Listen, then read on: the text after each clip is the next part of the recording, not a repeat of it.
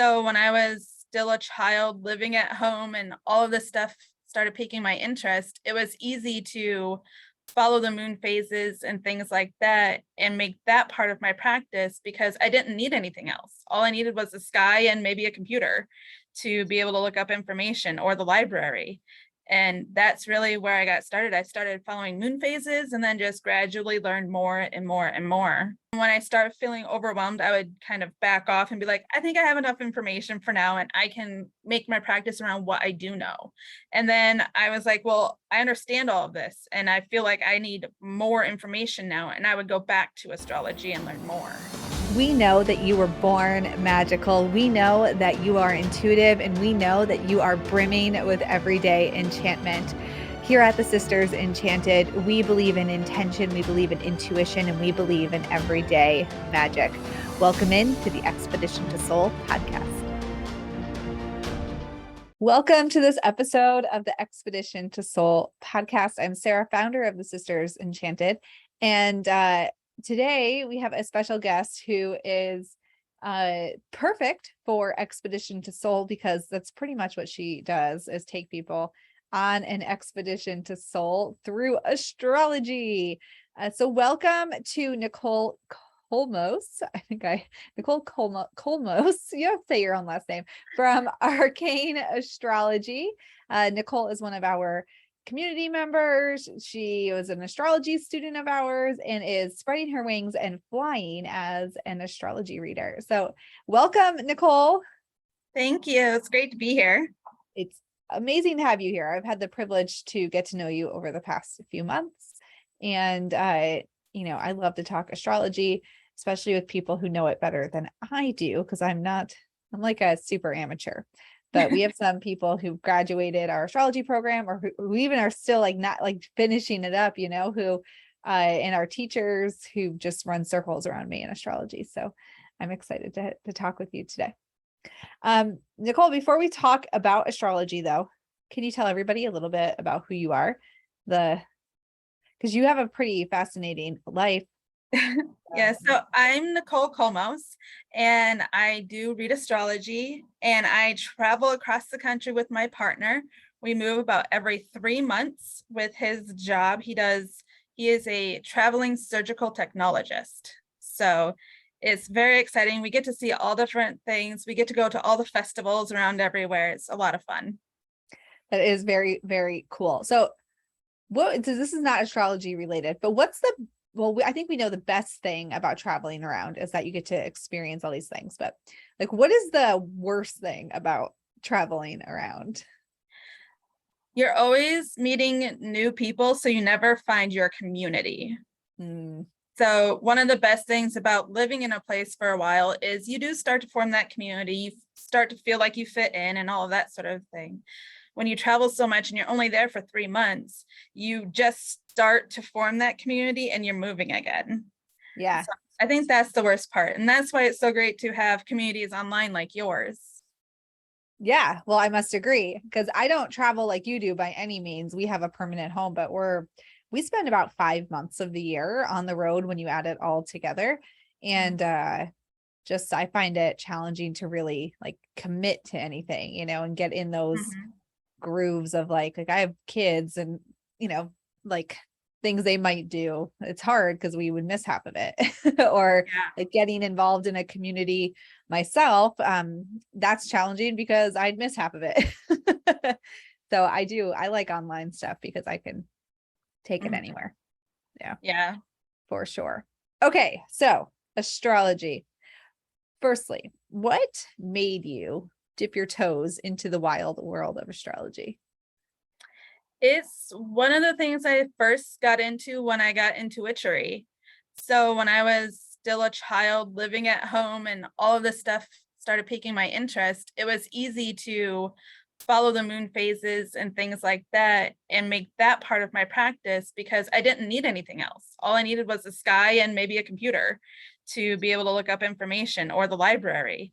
And that's really where I got started. I started following moon phases and then just gradually learned more and more and more. Yeah. So astrology can be intimidating for a lot of people. So as you were learning these moon phases and you were doing this more and more, was there ever a point where you felt really overwhelmed and like, maybe this isn't for you? Or like, how did you find that stick-to-itiveness to keep learning about it and not become overwhelmed and give up? I think a lot of that was just learning it gradually. And when I started feeling overwhelmed, I would kind of back off and be like, I think I have enough information for now, and I can make my practice around what I do know. And then I was like, well, I understand all of this, and I feel like I need more information now. And I would go back to astrology and learn more. I love that because we do see a lot of people who, I wouldn't say people who I don't want to say give up because nobody ever, I don't like for some people it's just not the right time. I don't feel like anybody really gives up on anything. It just might not be the right thing at that time or whatnot. But folks who do just start to dip their toes in, like I said before, and feel very like this is vast and I'm not sure that I can learn Yeah. all of this vastness. I And think the best thing for that is to just go at your own pace. I mean, you guys have the saying, there is no behind. And I think that's especially true for astrology. You need to take it bite-sized at a time, or you are going to get overwhelmed because it's a lifelong learning. There's still more that I need to learn. And I keep finding new information. I'm like, oh, I didn't remember this, or I didn't know that. And it's going to be a lifetime of learning. yeah, I know that our astrology teachers, Anna, Sara, and Nick, they all are constantly learning new things also because there's so many new perspectives. And then I think too, just the way we view the world changes as everybody changes, and you kind of add a layer of expression that maybe you didn't see before to everything that you're pulling out. One of the things you just said was learning in bite sizes. And I know that that's how you read for people also, is in bite size. So can you speak to that at all? Like how your reading style is? Because you've used that specific term when talking to me before. Yeah. So like I said, I like to think of astrology as being for everybody. Is just finding the size of information for you. So my readings go from a 20 to 30-minute reading just on your sun sign. So you can really understand what that means for you and in your chart and understand all the nuances, all the way up to readings on just 3 to 4 planets. And then you can move on to a full reading of your entire birth chart and bring it all together holistically. But you can start with just this one little bite, this one little thing, so that you can feel comfortable with it. Because the start of astrology is your sun, moon, and rising, your core personality, really. So if you start there, you can start building on that information as you learn more. Yeah. One of the and that is very true, because I think that, just as a side note, you can get an astrology reading done that gives you kind of all this information about yourself. But if you don't know astrology, it's hard to even really remember what the person said to you, or why. Yeah. I remember my first astrology reading was before I understood it. And I could remember kind of the bits and pieces, but couldn't remember the why because I didn't understand what the person was saying. So I think that in terms of like, this planet square, this planet or whatever, that this means this thing, I just remembered the information, but not the why behind it. So I think that bite size reading definitely allows you to not just understand the bit about yourself, but the why, and then you can add those layers on.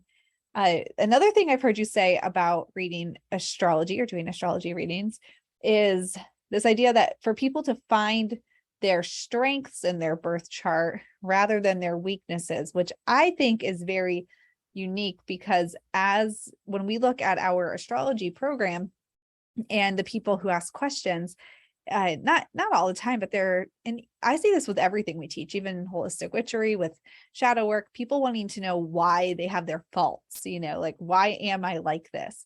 And you argue to look for your strengths in your birth chart, primarily, and identify the blessings that you've come into this lifetime with. So can you speak to that a little bit? Yeah, I think it's really important to find your strengths and your blessings and the good in you, because if all you do is focus on what's wrong or what's a challenge, you don't know how to try and overcome those. You might have all of these strengths sitting over here not being utilized, and then all you're doing is focusing on all this negative stuff, and it just draws you down. It just brings you down. So if you can focus on where you have those strengths and what's good in your chart, then you can use those bits to overcome those challenges that you'll see later on. Yeah.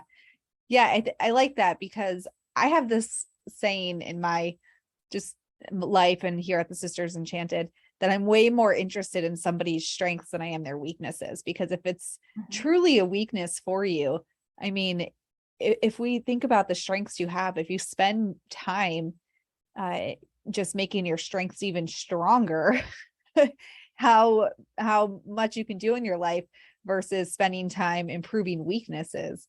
Like I see this in my own life, like a weakness of mine is generally being tidy. I'm not a generally tidy person. And so many people might say like, well, how do I get more organized? Maybe I need to buy a new system or bins or something like that, where I'm like, yeah, but my strength is in my speed, which leaves an untidy mess behind. But I just focus more on that strong suit, instead of worrying about the weakness. Yeah. Which I think you can see that in astrology though. Like where are those strengths and how can you double down on them? Yeah. And those strengths, if you can lean on your strengths, the weaknesses aren't quite so weak anymore, because you'll find ways to overcome them or work around them or change them just a little bit to fit more into your strengths. Yeah. Yeah. I like that. And they just kind of everything rises up with you when you focus on your strengths. DIYing your birth chart. So getting your own birth chart and then Googling all the pieces. What's your opinion on that strategy? I think that is setting yourself up for failure, because you're not going to understand how these two are intersecting and what all that's meaning. You're going to be going this way, and it's just not going to make sense. And it's going to take you 3 to 4 times as long to figure it all out than having somebody help you learn those things and show you the important things to look at or what these things could mean. Yeah. If you're Googling it, all you're getting is Google keywords, not an intuitive, interactive conversation about what your birth chart means for you. Yeah. Can you give me, like, I don't know if you have a chart off the top of your head, or I can tell you an example in mine. Like I have, is it Mars and Pluto both in Scorpio in my 5th house, which, other readers have seen and had some comments about how they think that I probably am as a parent in particular. But like, so why, like an example of that, if I were to just Google, Mars and Scorpio or Pluto and Scorpio, like what kind of thing might I see? I know I'm totally putting you on the spot here, but as an example of how it might not actually be relevant, and how a person even who's reading for you, who's not reading holistically, might give you information that's not helpful. Think about what life would look like if you had the foundation to do the shadow work, understand where you're holding yourself back, and the confidence to bring some everyday magic elements into your life, follow your intuition, and know exactly the steps forward for you. Well, that's what we teach you and more in our Holistic Witchery program. Be sure to get on the wait list for Holistic Witchery. It's the one class we think everybody should take here at the Sisters Enchanted. It has changed so many lives and is at the core of all of our fundamental beliefs about who we are and how we propel ourselves forward in a way that makes great change for ourselves and those around us. Check out holisticwitchery.com, get on the wait list, and we can't wait to welcome you into class just as soon as enrollment opens. Well, Pluto in particular is often seen as the taboo planet. It's the dark planet. It's death, sex, and taxes, and all of that stuff is in Pluto. So having it in your 5th house, they'll be like, oh no, Pluto in the 5th house, that's supposed to be your inner child, the way you interact with children, and that's that just naive spark that you get about things. Well, you're going to be a very dark person. You're not going to be bubbly. You're going to be this depressed person all the time because your inner spark is in this death planet. But another way of looking at it is you're going to help a lot of children transform, because Pluto is also about transformation. You're going to be able to help them rise up, see things in a new perspective, and give them that hope that not all is wrong with them and things Yeah. like that. That would be another interpretation, but that's not where you're going to get from Google. Right. And that's exactly like even people who I can tell if they're like a Google astrologer, using just blanket statements. It's kind of like a tarot reader who uses just the key meanings of the cards to give you a reading. You can tell because it's very standard.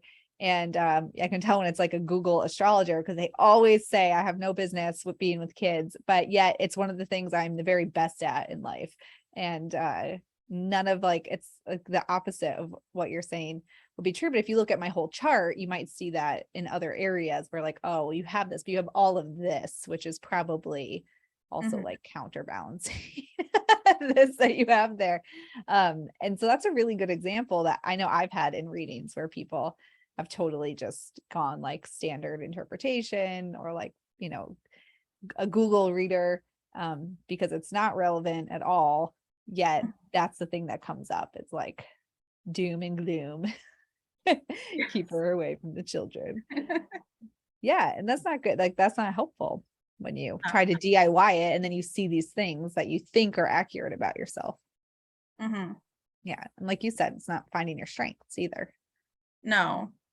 And I think that's one other thing that's really wrong with Google is it does focus a lot on the negatives because that's what people want to find out. Oh, what's wrong with me? What did I do wrong? What is the sky telling me is wrong with me? And why am I like this? So Google focuses on that because that's what people want to see instead of focusing on what could be the strengths in this planetary position that can help you overcome what could potentially be the challenge as well as this planetary position. That brings up a really good point because I even do this when everything's going crazy, and the sky is falling on you in a day and like one bad thing after another. I'll ask, what's going on in the sky today? I'll ask the astrologers that I work with. And I see it all the time in our community groups. I don't know what's happening in the sky, but nobody says that when everything lines up, when you're having a great day and you have like a bill that actually you don't have to pay and you had the best dinner ever and you ran into someone who you're so glad you ran into. Nobody says, I don't know what's going on in the sky today, but I had such a great day. It's always what craziness is causing this. So it's an interesting perspective shift to look at that strength and what's going on with the good things, not all the Mercury retrogrades. Mercury retrograde isn't all bad. There can be some good in there. Bring about new perspectives and thoughts. This is true. This is why you need a reading with Nicole here because she's all about the strengths. She's about your blessings, looking at this whole big picture and what's going to get you through the challenges, which is another thing that I know is probably it's a little too big to talk about here today, but looking at, kind of where you could go in this lifetime through your birth chart and applying your strengths to that. Can you want to share a little bit about that? Like how you use astrology to help people see kind of the next step or where they might go in this lifetime? Yeah, so I have a reading called a life quest reading where we discuss where you started, where you're going to end up, the twists and turns that might happen through there. And it's just a lot of fun to see that in people's readings because you can really see some of the challenges that they'll have. Like I did one where I saw somebody might want to travel, but they felt like family obligations were holding them back. And they said, yes, that's true. And they were very surprised you could see that in astrology and you could really get that, those nuances in life and they show up in astrology. So you can see, oh, this is an actual challenge. This isn't just in my mind that I think this, it's really there. Other people can see it. And now I can use these strengths I have to work towards overcoming this challenge I have. Yeah. Yeah. I don't know of a tool that's more accurate than astrology is, it really, the things you can tell people, it's almost creepy. Like, almost like, are you spying? I've been told that before. Yeah.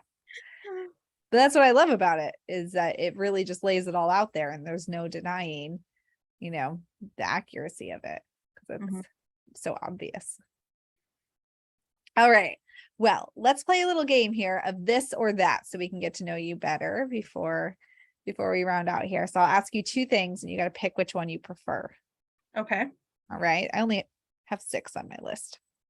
I don't know, drawing a blank today. So you're lucky you got a short list. All right. Pizza or tacos? Pizza. Pizza. I don't know what I would choose.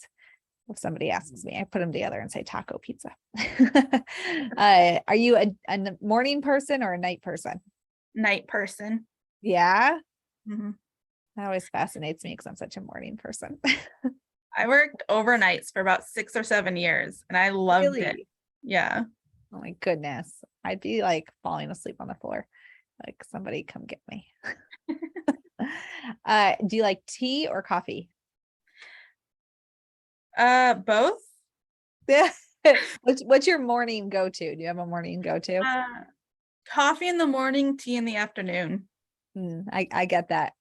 I used to always just drink coffee all day long, and I switched recently to like tea in the afternoon. And I will say my digestive system has thanked me for that. Like Sarah, stop killing us with coffee. Yeah. Okay, so this is an explanatory question here. So when books are turned into movies, do you tend to prefer the book or the movie? The book. Yeah. There's so much in books that you can't just put in a movie So and the true. nuances. Yeah, I agree. I think every time I read or I watch a movie for a book, I'm like, oh, it was so much better in my head Yeah. than it is on the big screen. Tarot cards or oracle cards? Tarot cards.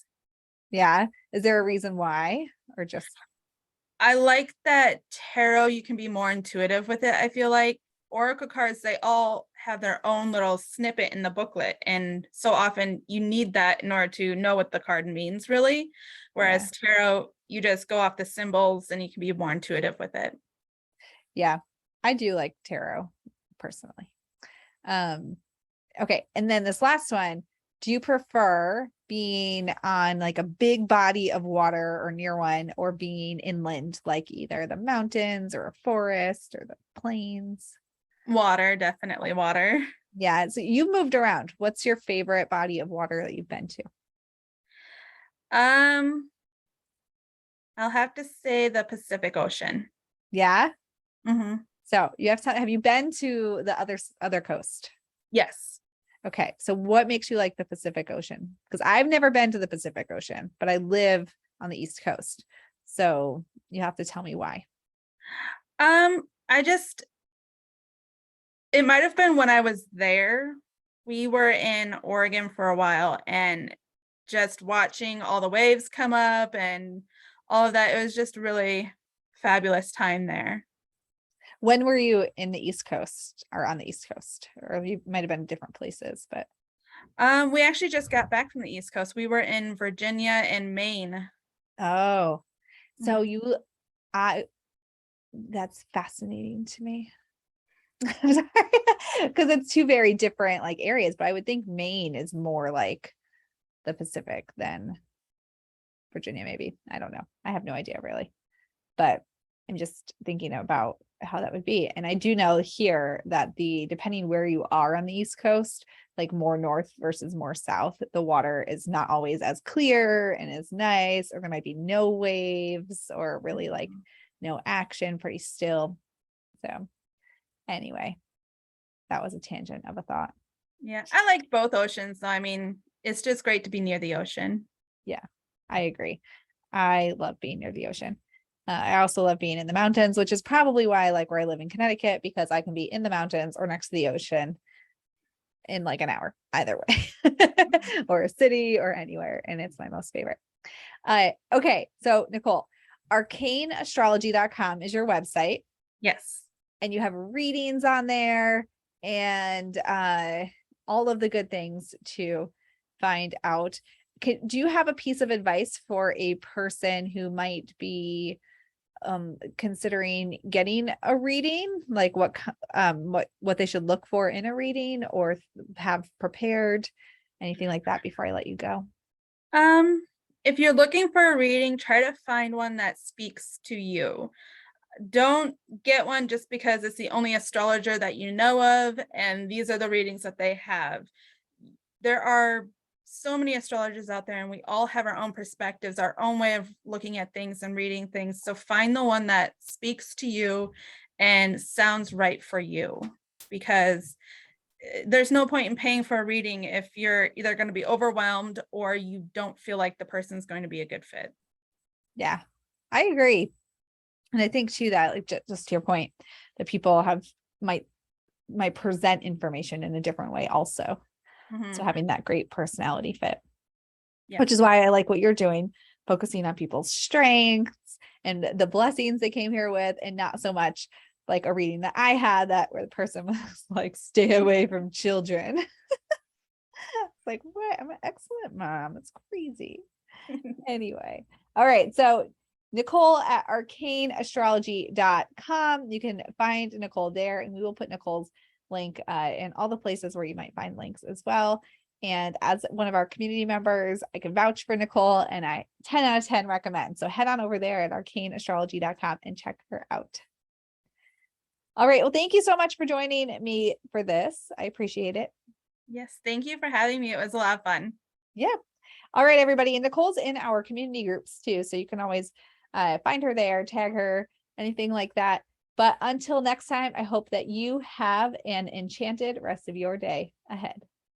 If you liked this episode of the Expedition to Soul podcast, please rate, review, subscribe. If you're listening on Apple Podcasts, it will really help us spread everyday magic, intention, and intuition to the masses, and helps us so much as a small business. Be sure to hit that subscribe button on your favorite podcasting platform so you never miss an episode.